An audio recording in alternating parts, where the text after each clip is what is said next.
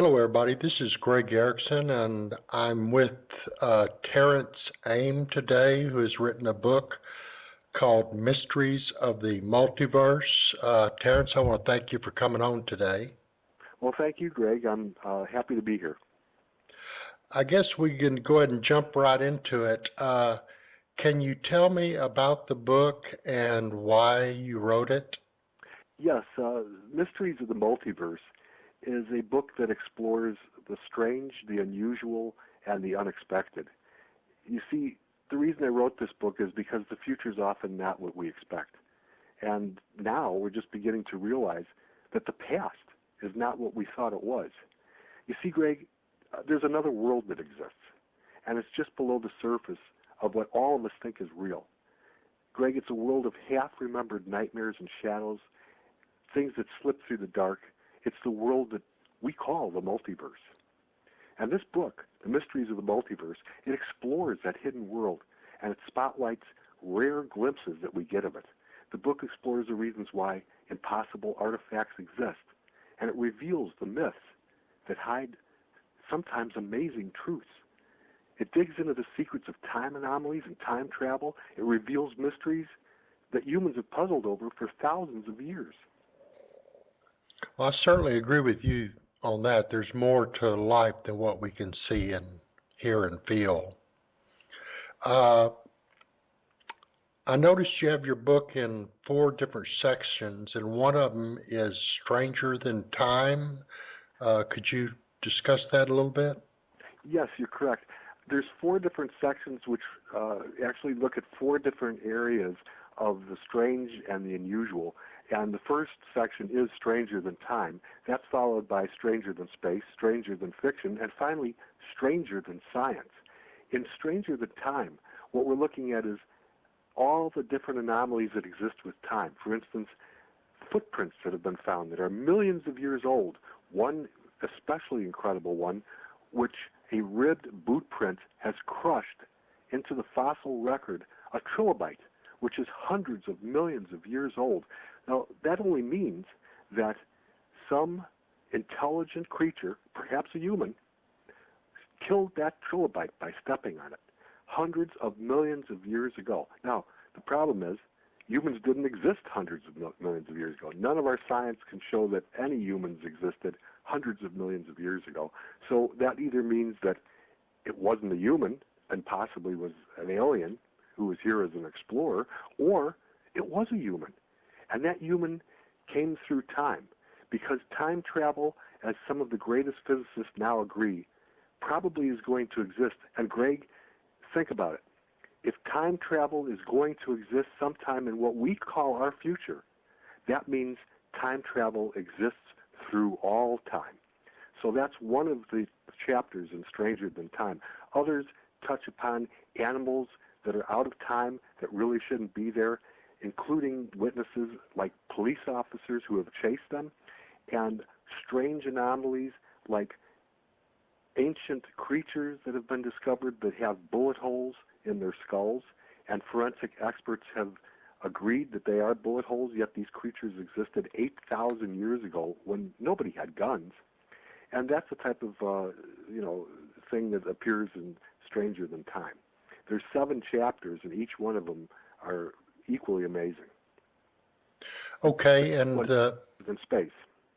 Yeah, could you discuss the Stranger Than Space part of your book?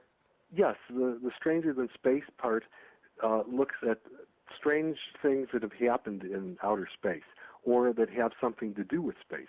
For instance, one of them is a well-documented incident of one of NASA's most famous astronauts who was seen flying a plane more than a year after his death. And yet there's witnesses, including an FAA referendum or a reference on it, that spoke about this incident of this astronaut who was flying one of his sports planes, and it's documented that it occurred 1 year after his death, and there were many witnesses at the John Wayne Airport in California. Another is an astrophysicist who's famous, along with Carl Sagan, who years ago put forward the theory that the moons of Mars may well be gigantic spaceships. And then there's a lot of science behind that from the astrophysicist who claims this, and that's one of the chapters. Then it also explores the strange phenomena within the last 2 years where gigantic UFO fleets are seen all over the world. They're being seen all over Asia, Europe, South America, and even in North America, especially in Canada. And then we take a look at the strange secret of a possible American base on the moon and all the evidence that comes in from the Japanese space probes that seem to indicate that there is a base there. It's not an alien base, and it may well be an American base. Okay, for people who think you're, way out there, Terrence, I can tell them personally that as far as when you were talking about the moon on Mars, astronaut Buzz Aldrin has already come out publicly and said that there is a monolith on Phobos, which is one of the moons of Mars. Well, that's correct.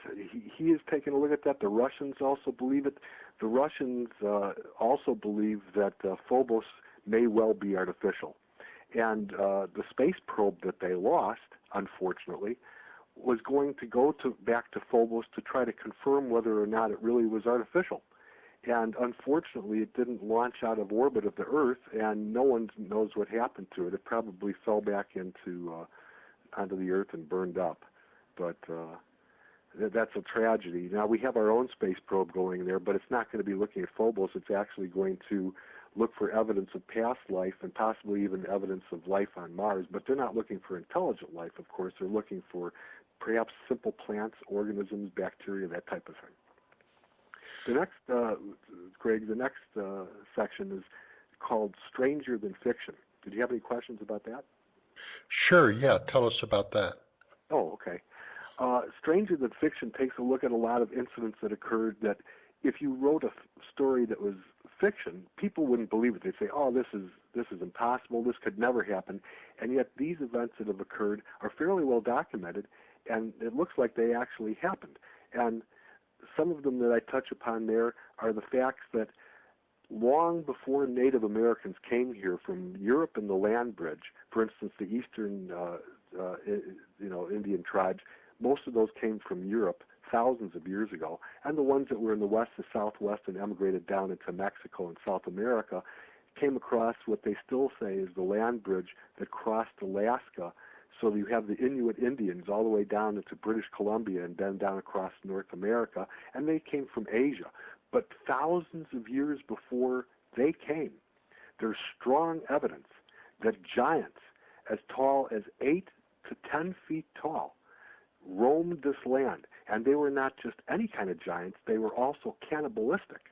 And the early Native Americans that came here have in their myths and their records the battles that they fought with these giants. And these giants were gruesome, and they were merciless, and they also would catch Native Americans and eat them. And the Native Americans were terrified of them, but the Native Americans were also very good warriors. And over hundreds of years, they fought these giants off. And now, today, we do have records. We have bones. We have areas and artifacts where these giants existed. And yet, pretty much science is still overlooking this. That's just one of the chapters in Stranger Than Fiction. Maybe that's what the Native American secret ceremonies were about. It could be. Okay, and now let's go to the last section of your book. It's called Stranger Than Science. Yes, this is animals, creatures that science does its best to overlook, doesn't want to investigate, and the reason why is because they're thought to be anonymous creatures that are misreported, and they really don't believe the indigenous people of the area in their reports of these types of creatures, even though these reports go back for hundreds and sometimes thousands of years. And two that I could touch upon here so that the reader knows what we're talking about is possibly one of the most terrifying creatures I personally have ever heard about, of which there's very good evidence and anecdotal evidence of, and that is a gigantic 5-foot spider that lived in the Congo. And there's still some trace evidence that some of them may have survived even till today.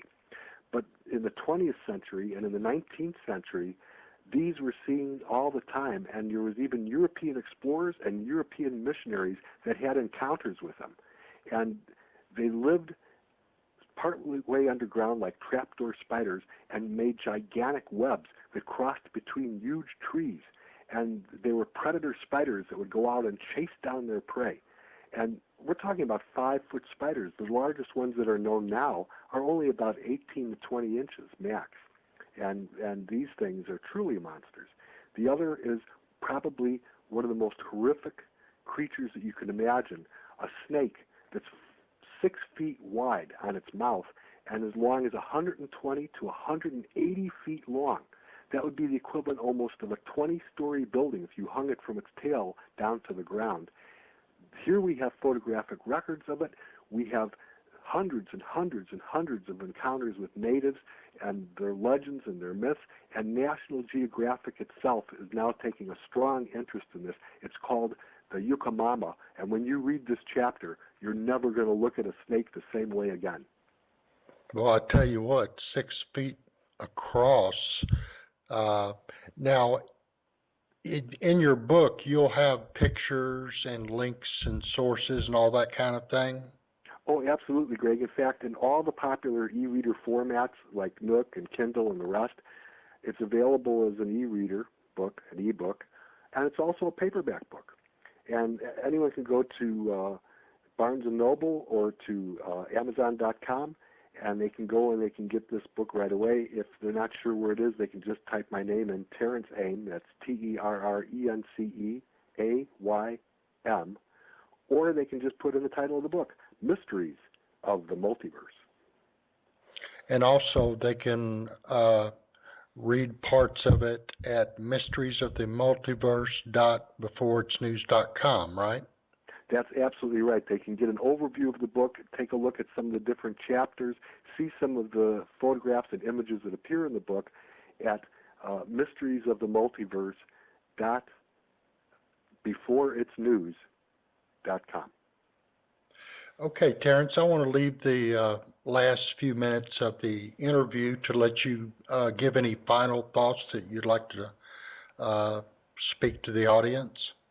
Well, I would only leave to all the potential readers, and I urge you to take a look at this book if you're interested in this type of subject. There's chapters in there on things you've never heard about before, and some of them are so amazing they amazed me even while I wrote about them. Because the Mysteries of the Multiverse will take you on a journey, and side by side with me, we're going to explore the strange and the incredible and the fantastic. And you're going to have an experience that's like a roller coaster as you read through this book. I promise you will not be disappointed. Once again, I've been talking with Terrence Aym, the author of the book called Mysteries of the Multiverse. Terrence, I want to thank you very much for coming on and hope to interview you more in the future. Greg, it's been my pleasure. Thanks so much. Okay, we'll see you later.